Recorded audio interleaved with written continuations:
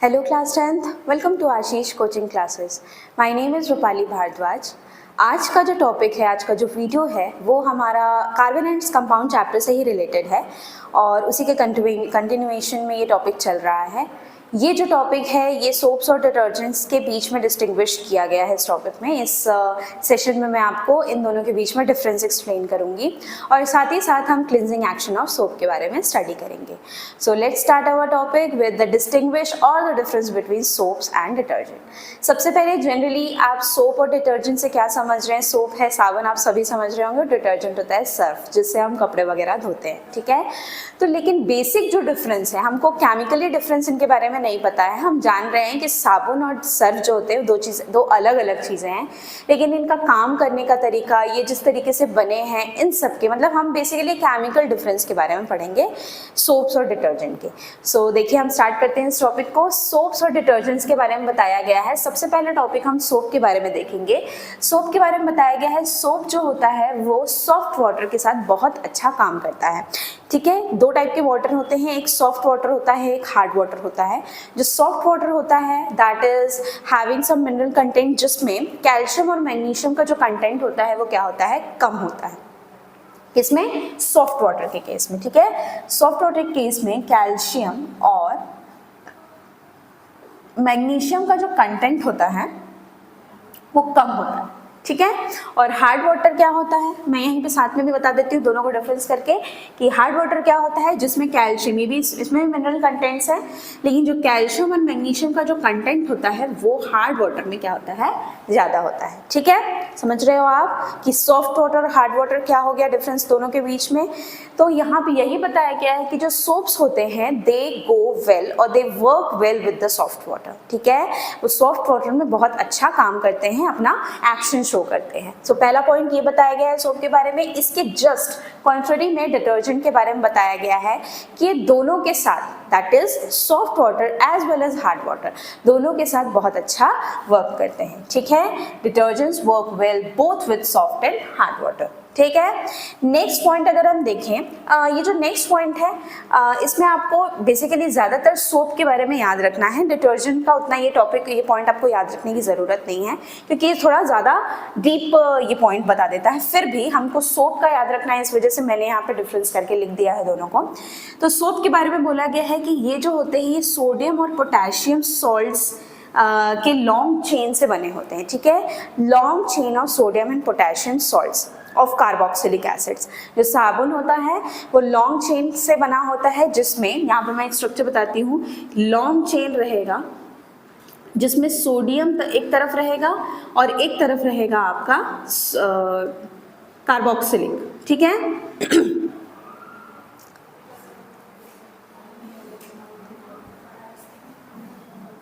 Okay तो यहाँ पे ये हुआ, ठीक। तो ये बोल रहा है जो सोप होता है वो आपका सोडियम और potassium salts of long chain से बन के मिला रहता है, मतलब बना रहता है, ठीक है, जो सोप रहता है। उसके बाद डिटर्जेंट्स के बारे में क्या बताया गया है कि they are sodium salts of long chain benzene sulphonic acid. ये कैसे सोडियम सॉल्ट्स हैं? ये लॉन्ग चेन बेंजीन के सल्फोनिक एसिड से मिलके बने हुए हैं, तो इसीलिए थोड़ा ज़्यादा डीप है, इसको आपको याद रखना नहीं है। ज़्यादा याद रखने वाली चीज़ जो है वो ये पॉइंट है सोप के बारे में, क्योंकि इसी से आपको नेक्स्ट जो क्लिनजिंग एक्शन ऑफ सोप है वो आप स्टडी करेंगे। तो ये आप बस दिमाग में रखें इस पॉइंट को। नेक्स्ट पॉइंट है बायोडिग्रेडेबल। जो सोप होता है वो बायोडिग्रेडेबल है, मतलब नेचर के लिए हमारे जो है वो ठीक है, नॉट सो गुड और ना ही बहुत बुरा, ठीक है, ठीक है, बायोडिग्रेडेबल है। लेकिन जो डिटर्जेंट्स होते हैं वो क्या होते हैं, वो नॉन बायोडिग्रेडेबल होते हैं, ठीक है, clear. Next point is they have relatively weak cleansing action. जो सोप का क्लिनजिंग एक्शन जो होता है, साफ करने का जो इसका तरीका होता है, जो ये एक्शंस करते हैं किसी भी डर्ट को क्लीन करने में, वो थोड़ा वीक होता है। ऐसा नहीं है कि बिल्कुल भी साफ नहीं करता है, बिल्कुल भी क्लीन नहीं करता है, पर थोड़ा वीक होता है, ठीक है, एज कम्पेयर टू डिटर्जेंट। क्योंकि हम दोनों के बीच में डिफरेंस पढ़ रहे हैं, तो डिटर्जेंट के कंपैरिजन में बताया गया है कि सोप का जो क्लिनजिंग एक्शन होता है वो वीक होता है, लेकिन जो डिटर्जेंट का क्लिनजिंग एक्शन होता है वो कैसा होता है, स्ट्रॉन्ग क्लिनजिंग एक्शन होता है, ठीक है। अब जैसे मैंने आपको बताया कि long chain carboxylic acid, sodium और पोटेशियम चेन्स के मिलके बने होते हैं जो सोप्स होते हैं, ठीक है। इसको करने से पहले आपने ये भी पढ़ा होगा कि जो सोप का हम फॉर्मूला, एक हमने रिएक्शन पढ़ा था सैपोनिफिकेशन रिएक्शन, जिसमें हम सोप का प्रिपरेशन पढ़ते थे कि कैसे सोप प्रिपेयर होता है, ठीक है। तो उसका फॉर्मूला था CH3COONA, ठीक है, वही चीज़ है ये, ठीक, वही सोप है ये। लेकिन इस फॉर्मूला या इस स्ट्रक्चर के थ्रू हम क्लिनजिंग एक्शन ऑफ सोप को स्टडी करेंगे, इसीलिए ये टॉपिक को थोड़ा सा मैंने ज़्यादा बताया स्ट्रक्चर बना के, ठीक है। अब देखिए, I hope you are clear with the difference between soap and detergent. एक बार फिर से आप रिवाइज कर लीजिए। सोप क्या है? Soap works well in soft water, detergents work well both in soft as well as hard water. Second point leave कर लेते हैं अभी। थर्ड पॉइंट देखो, यहाँ पे ये बायोडिग्रेडेबल होता है and this is non biodegradable. And the fourth point about soap is they have relatively weak cleansing action and the detergent have strong cleansing action. Okay, अब इसके बाद मैं आपको एक छोटा सा topic that is cleansing action of soap explain करूंगी, क्योंकि ज़्यादातर एग्जाम्स में सोप्स डिटर्जेंट्स के बीच में डिफरेंस के साथ साथ क्लिनजिंग एक्शन ऑफ सोप करके question, what do you mean by cleansing action of soap, और या फिर उसका तरीका कैसे, वो प्रोसीजर कैसे परफॉर्म करता है, मतलब किसी भी डर्ट को क्लीन कैसे करता है, ठीक है। तो आइए उस टॉपिक को पढ़ते हैं, क्लिनजिंग एक्शन ऑफ सोप। देखिए सोप कैसे क्लीन करता है किसी भी डर्ट को। मैं एक साइड पर रब कर देती हूँ डिटर्जेंट वाले पार्ट को। सोप आप याद रखिए, ठीक। हम क्या पढ़ने वाले हैं? हम पढ़ने वाले हैं क्लिनजिंग एक्शन ऑफ सोप, ठीक है। साबुन कैसे साफ करता है किसी भी गंदगी को, किसी भी डर्ट को। देखिए जो भी ऑयल बेस्ड डर्ट होते हैं, ठीक है, जैसे कोई भी क्लोथ है, ठीक है, मान लो ये मैंने एक क्लोथ ले लिया, कपड़ा है, और इस कपड़े पे यहाँ पे कहीं पे भी ऑयल लगा हुआ है, ठीक है। किस टाइप का डर्ट है ये? ऑयल बेस्ड डर्ट है, ठीक है। अब वैसे तो यहाँ पे बोला गया है कि इसका जो क्लिनजिंग एक्शन होता है वो वीक होता है साबुन का, पर हमें साबुन के ही क्लिनजिंग एक्शन के बारे में स्टडी करना है। तो आप देखिए कि वो किस तरीके से काम करेगा। हमने क्या देखा था कि सोप का स्ट्रक्चर कैसा था, अभी मैंने आपको बताया था, लॉन्ग चेन सोडियम और पोटेशियम सॉल्ट से मिलके बना हुआ, जिसमें सोडियम जो है वो पॉजिटिव एंड वाला होता है और CH3COOH ये वाला जो पार्ट होता है ये नेगेटिव पार्ट वाला होता है, ठीक है। यानी कि इसका ये एंड, जो लास्ट वाला एंड है, जो टेल एंड है, वो उसका नेगेटिव होता है, और जो उसका माउथ एंड है वो क्या होता है? पॉजिटिव एंड होता है, ठीक है। अब इन दोनों एंड के बारे में देखिए कि जो पॉजिटिव एंड है, ठीक है, जो पॉजिटिव एंड है वो होता है आपका हाइड्रोफिलिक, ठीक, या हाइड्रोफिलिक एंड मैं लिख देती हूँ। जो सोडियम या पोटेशियम जो एंड है that is known as hydrophilic and the negative part is termed as hydrophobic end, ठीक है, हाइड्रोफोबिक एंड।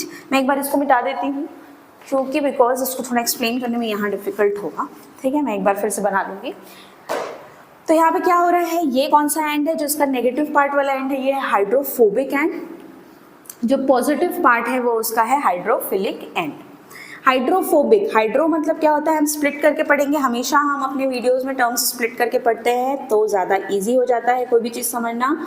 हाइड्रो मतलब होता है वाटर, और फोबिक मतलब किसी चीज़ का डर, ठीक है, किस चीज़ से हमको डर है, फोबिया है, आपने वर्ड सुना होगा। तो हम यहाँ पे उसकी जगह पे ले लेते हैं हेट, ठीक है। यानी कि ये जो एंड है ये वाटर हेटिंग एंड है, इसको पानी पसंद नहीं है।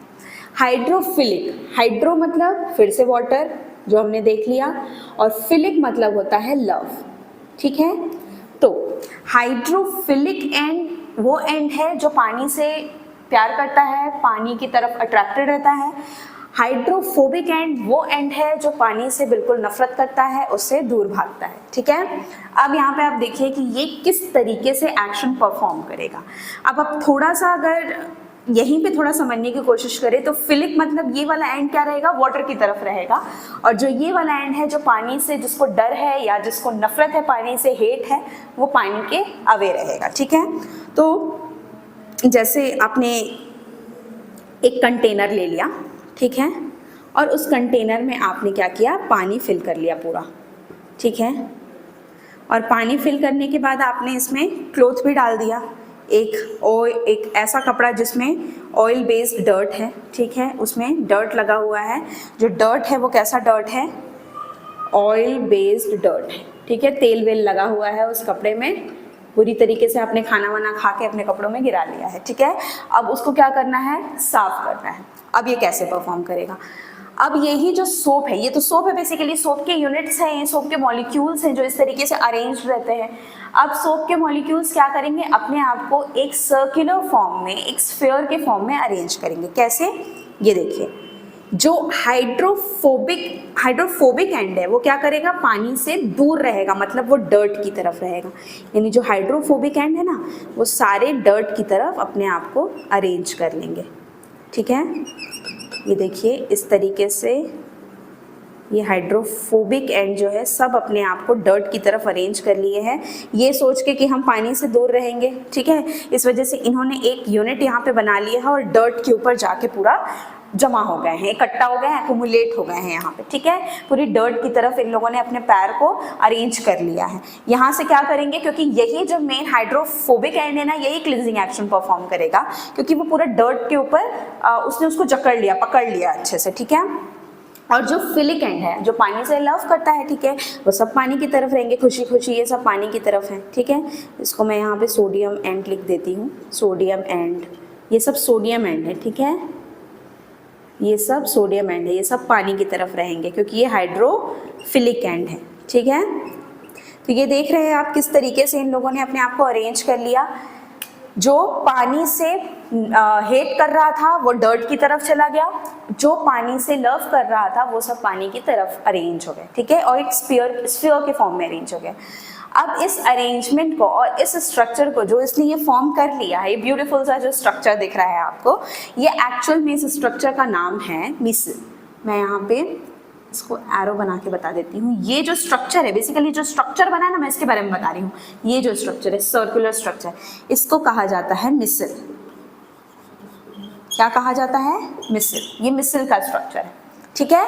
तो मिसल स्ट्रक्चर फॉर्म हो जाएगा और इस तरीके से जो हाइड्रोफोबिक एंड है वो पूरा ऑयल को पकड़ लेगा, ठीक है, और उसको वहाँ से एक्सट्रैक्ट कर लेगा, या फिर बोल सकते हैं क्लीन कर देगा। यहाँ से जो डर्ट है वो क्लीन हो जाएगी, वो चली जाएगी, और फिर आपका कपड़ा इस तरीके से साफ हो जाएगा। जो भी आपने डर्ट उसके ऊपर लगा दिया है, जो भी खाना खाते समय या किसी भी चीज़ की वजह से जो वही गंदगी आपके कपड़े में लग चुकी है, वो सीधे सीधे तरीके से साफ हो जाएगी। तो आप देख सकते हैं कि सोप काम तो अपना कर रहा है, लेकिन उसके काम करने का तरीका कितना इंटरेस्टिंग है। देखो यहाँ पे एक एंड्स हैं, हाइड्रोफिलिक है, हाइड्रोफोबिक है, ये एंड्स अपने आप को किस तरीके से अरेंज कर रहे हैं और डर्ट को कितनी क्लियरली क्लीन कर दे रहे हैं, ठीक है। तो जो आज का टॉपिक था बहुत इंटरेस्टिंग था, सोप्स और डिटर्जेंट्स के बारे में।